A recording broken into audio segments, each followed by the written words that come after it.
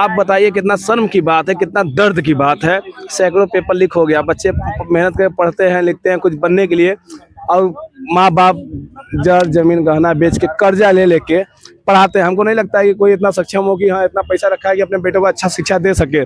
बिना जर जमीन बेचे, बिना कर्ज लिए नहीं करता है, लेके करता है, फिर पेपर लीक हो जाए, उसके बच्चे मर जा रहे हैं, कितने छात्र छात्राएं मर गए, उसका कौन जिम्मेदार है? केंद्र की सरकार बेशर्म और निर्लज है। आज विगत लगभग 19 दिन हो गया है और देश के बहुत बड़े वैज्ञानिक है, वो आम व्यक्ति नहीं है, और उनका देश के लिए में जिंदा रहना बहुत जरूरी है, बहुत आवश्यक है। लेकिन केंद्र सरकार निर्लज और बेशर्म है और अभी तक उनका हालचाल पूछने नहीं गई। इस्तीफे की बात तो अलग है। अगर समय रहते केंद्र सरकार सही निर्णय नहीं लेती तो आने वाला समय और इतिहास उनको बताएगा कि उन्होंने कितना बड़ा गलत और अपराध किया है। अंदर कभी किसी जमाने में इन्हीं सोनम वांगचुक जी के पिताजी को अनशन तोड़वाने के लिए तत्कालीन प्रधानमंत्री इंदिरा गांधी जी तक चली गई थी। आज बताइए, सरकार के किसी भी अधिकारी या सरकार के किसी भी जिम्मेदार व्यक्ति के कान पे जूं तक नहीं रेंग रही है। ये बताइए इसमें क्या कहा जाए। और दूसरी बात, एक कोई आम आदमी नहीं है, वो सोनम वांगचुक जो है कोई आम आदमी नहीं है। इतने बड़े शिक्षाविद हैं, साइंटिस्ट कह सकते हैं, इंजीनियर कह सकते हैं, उनके समर्थन में आज इस देश के लोग नहीं खड़े हो रहे हैं। आज इस देश के लोग कहाँ चले गए हैं? इस देश के लोगों को भारतीय जनता पार्टी ने गुमराह कर दिया है। आज इस देश के लोग अपने आप को जिंदा रहना, अपने सांस लेने को ही विकास समझ रहे हैं। अब देखिए, आपने बड़ा अच्छा सवाल किया, किस तरह से गुमराह किया। देखिए, गुमराह इस तरीके से किया गया है कि आपको आप ही की चीजों में इतना ज्यादा उलझा दिया गया है, रोटी कपड़ा मकान बेटी माटी सभी चीजों को लेकर के। बनारस की आवाज news channel like subscribe share जरूर करें। जय हिंद साथियों, आप देखना शुरू कर चुके हैं बनारस की आवाज़ न्यूज चैनल। इस समय हमारी मौजूदगी वाराणसी के शास्त्री घाट पे है और जैसा कि आप जानते हैं कि दिल्ली के जंतर मंतर पे सोनम वांगचुक जो है वो है कि आंदोलन अनशन पर हैं और उसको लेकर समाजवादी पार्टी का आज विशाल जो है धरना प्रदर्शन है। उनके समर्थन में आई लोगों से बात करते हैं कि धर्मेंद्र प्रधान के इस्तीफे को लेकर इस तरह से लगातार जो है कि जो अनशन चल रहा है। उसके बाद इससे पहले अपना परिचय दीजिए हमारे चैनल पे। संदीप मिश्रा, बनारस। आज आप लोग किस लिए यहाँ इकट्ठे हुए? सोनम वांगचुक के समर्थन के लिए। ऐसे में जो इस्तीफा की मांग है और आज 18 दिन हो गए, क्या लगता है कि जो भारतीय जनता पार्टी है और कहीं न कहीं धर्मेंद्र प्रधान को बचा रही है, इसीलिए हम लोग धरने बैठे हैं कि धर्मेंद्र प्रधान जैसे निकम्मे मंत्री को, शिक्षा मंत्री को तत्काल इस्तीफा लें और उनको हटाएं, क्योंकि नौजवानों के साथ, उनके नौजवानों के भविष्य के साथ, उनके आने वाली पीढ़ियों के साथ खिलवाड़ किए हैं। क्या ये लगातार जो है कि आज 18 दिन हो गया है और अब 20 जुलाई को भी सदन तक जाने की बात चला जाएगा। हम लोग बनारस से नौजवान भी चलेंगे वहाँ दिल्ली के जंतर मंतर से, हम लोग सदन में कुछ करेंगे।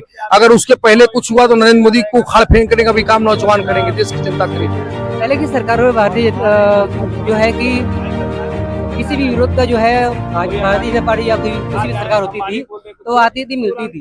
ये इस पार्टी के नेता कोई भी ये अंग्रेजों से भी बेहद सरकार है। महात्मा गांधी 3 दिन धरने बैठे थे तो 3 दिन के अंदर अंग्रेज गए थे उनको मनाने के लिए, आमरण अनशन तोड़वाने गए थे।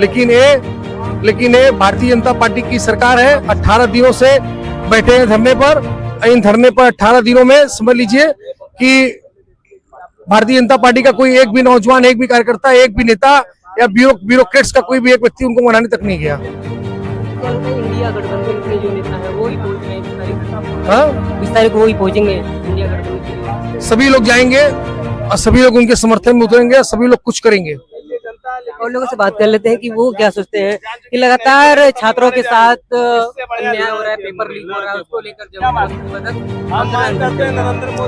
देखिए, जब से भारतीय जनता पार्टी केंद्र 2014 से केंद्र सरकार में आई है, तब से लगातार नौजवान, किसान, मजदूर, व्यापारी अपने आप को ठगा महसूस कर रहा है, क्योंकि अब तक 67 टाइम्स मतलब 67 बार पेपर लीक हो चुका है। और जिस कंपनी के ये लोग क्वेश्चन पेपर छापने के लिए देते हैं, एनटीए कंपनी है, ये क्वेश्चन पेपर वहीं से लीक हो जाता है। अब ये बताइए क्या मिली भगत है इस सरकार की, जो कि उस कंपनी से क्या है और जो कि शिक्षा मंत्री के क्या साठगांठ है। ये बहुत ही रहस्यमय वाली बात है, जो कि ये जनता जान चुकी है, समझ चुकी है कि ये सरकार केवल पूंजीपतियों की है, कॉर्पोरेट घरानों की है, व्यवसायियों और बड़े बड़े उद्योगपतियों की है। किसानों की, मजदूरों की, छात्रों की कहीं सही तैसी नहीं। क्या लगता है कि भारतीय जनता पार्टी तो लगातार कह रही है ना कि हमारे यहाँ इस्तीफा वाला सिस्टम ही नहीं चलता भाई। अरे देखिए, भारत लोकतांत्रिक देश है। ये देश जो कि संविधान से चलता है, लोकतंत्र से चलता है, ठीक है। तो यहाँ पे जो कि जब जनता नाराज होती है, आक्रोशित होती है, या लोग धरना करते हैं या प्रदर्शन करते हैं, तो ये उनका मौलिक अधिकार है कि ये लोग धरना देंगे, प्रदर्शन देंगे। तो गांधीवादी तरीके से अहिंसात्मक रूप से लोग एक चिन्हित जगह पे बैठ के अपने मांगों को सरकार से निवेदन करते हैं, आग्रह करते हैं। और जो सरकार का ये दायित्व तो होता है कि उनकी बातों को सुने, समझे, जिस लायक हो उस पर विचार करके जो प्रदर्शनकारी है उसको जो कि आश्वासन दे, उस पर समाधान करे। यही होता है ये। ठीक है, चलो बात करके और लोग से बात करते हैं कि जिस तरह से छात्रों के साथ लगातार पेपर लीक से जो महेंद्र प्रधान है, धर्मेंद्र प्रधान, वो कह रहे हैं कि अब नहीं होगी, जो गलतियां हो गई ये तो बकलोलो वाला बात है। सौड़े पेपर लीक करा के सैकड़ों बच्चों का जान ले छात्र छात्राओं का जान लेने के बाद कह रहा है अब नहीं होगी। आए कान पकड़ के उठा बैठी करके जनता के बीच में कहे तब ना पेपर लीक। ऐसे जो कंपनी को भाई ने बताया कि जिस कंपनी को देते हैं पेपर छापने के लिए, वो कंपनी आप जांच करेंगे तो अडानी, अंबानी, नरेंद्र मोदी, इन्हीं लोग के इशारे पे पेपर लीक होता है। और जो घर में रखा पैसा है, पढ़ाई लिखाई में खर्च हुआ, छात्राओं से सब पैसा वसूल ले रहे हैं, पेपर लीक करके फिर बार बार ये कर रहे हैं। आप बताइए कितना शर्म की बात है, कितना दर्द की बात है। सैकड़ों पेपर लीक हो गया, बच्चे मेहनत करके पढ़ते हैं, लिखते हैं कुछ बनने के लिए, और माँ बाप जर जमीन गहना बेच के कर्जा ले लेके पढ़ाते हैं। हमको नहीं लगता है कि कोई इतना सक्षम हो कि हाँ इतना पैसा रखा है कि अपने बेटों को अच्छा शिक्षा दे सके। बिना जर जमीन बेचे, बिना कर्ज लिए नहीं करता है, लेके करता है, फिर पेपर लीक हो जाए, उसके बच्चे मर जा रहे हैं, कितने छात्र छात्राएं मर गए, उसका कौन जिम्मेदार है। इसमें आज 18 दिन हो गया और आमतौर जो अनशन चल रहा है, 8 किलो तक वजन घट चुका है। अब देखिए, कोर्ट ने भी अपना बयान जारी किया है कि 1-2 दिन में जान चली जाएगी सोनम वांगचुक जी का। इनको जबरदस्ती इनका सब हम लोग भी प्रार्थना कर रहे हैं। हमारे राष्ट्रीय माननीय अखिलेश यादव जी ने भी प्रार्थना किया कि यह गुंडों की सरकार, गूंगी बहरी सरकार, इनसे उम्मीद मत रखिए। आप जो है कि कुछ खाने पीने का, आंसर तोड़ने का अपील हम लोग भी कर रहे हैं हमारे राष्ट्रीय अध्यक्ष का, क्योंकि वो हमारे लिए अनमोल है। जिन्होंने लेह लद्दाख बचाने का लड़ाई लड़ा, पर्यावरण बचाने का लड़ाई लड़ा, शिक्षा को अच्छा बनाने का लड़ाई लड़ रहे हैं, हम लोगों के लिए, हमारे आपके लिए लड़ रहे हैं ना, उनका जीवन हम लोग के लिए अनमोल है। इसलिए समझ लीजिए कि हम लोग प्रार्थना करते हैं बाबा विश्वनाथ की नगरी से कि नहीं, सोनम वांगचुक जी को कुछ न हो, जल्दी से स्वस्थ हो, खाए पिए, क्योंकि यह गूंगी बहरी सरकार के लिए तो हम नौजवान जो है कि अब सड़कों पर आ ही चुके हैं। तो कहीं ना कहीं जो नौजवान है, क्या अखिलेश यादव जिसे विपक्ष का सारा नेता वहाँ पहुँच रहा है, अखिलेश यादव अभी तक नहीं पहुँचे हैं। आपको जानकारी नहीं है कि हमारे यहाँ माननीय अतुल प्रधान से लेके, प्रिया सरोज से लेके, और सांसद जी और 3-4 की संख्या में राष्ट्रीय अध्यक्ष जी भेजे, तभी ना सब लोग गए। और 20 तारीख को देखिए, जब संसद सत्र चालू होगा, अभी राष्ट्रीय अध्यक्ष जी बाहर आएंगे, वो भी जाएंगे, उन्होंने भी अपना समर्थन दिया है, काहे नहीं गए, सब लोग गए। ठीक है, वो चला बात करके और लोगों से बात करते हैं कि वो लोग क्या सोचते हैं कि लगातार जो है कि भारतीय जनता पार्टी और बीजेपी जो है नीट वाले मामले में अभी तक तो सोनम वांगचुक से मिलने तक नहीं गया, कोई भी मंत्री नहीं गया अभी तक। क्या लगता है? केंद्र की सरकार बेशर्म और निर्लज है। आज विगत लगभग 19 दिन हो गया है और देश के बहुत बड़े वैज्ञानिक है, वो आम व्यक्ति नहीं है, और उनका देश के लिए में जिंदा रहना बहुत जरूरी है, बहुत आवश्यक है। लेकिन केंद्र सरकार निर्लज और बेशर्म है और अभी तक उनका हालचाल पूछने नहीं गई। इस्तीफे की बात तो अलग है। अगर समय रहते केंद्र सरकार सही निर्णय नहीं लेती तो आने वाला समय और इतिहास उनको बताएगा कि उन्होंने कितना बड़ा गलत और अपराध किया। तो चलो बात करें और लोगों से बात कर लेते हैं कि वो लोगों का क्या विचार है, कि वो क्या सोचते हैं। हमारे साथ जिसान भाई भी जुड़ चुके हैं। जिसान भाई, आइए थोड़ा सा इस तरह से लगातार जो है कि ये आज 17 दिन हो गया है और 8 किलो वजन तक घट चुका है। वैज्ञानिक जो है कि शिक्षाविद हमारे सोनम वांगचुक। देखिए, इसमें बात सोनम वांगचुक जी की जो है वो तो है ही, लेकिन इसमें बात हम देखिए सिर्फ सोनम वांगचुक की नहीं करेंगे।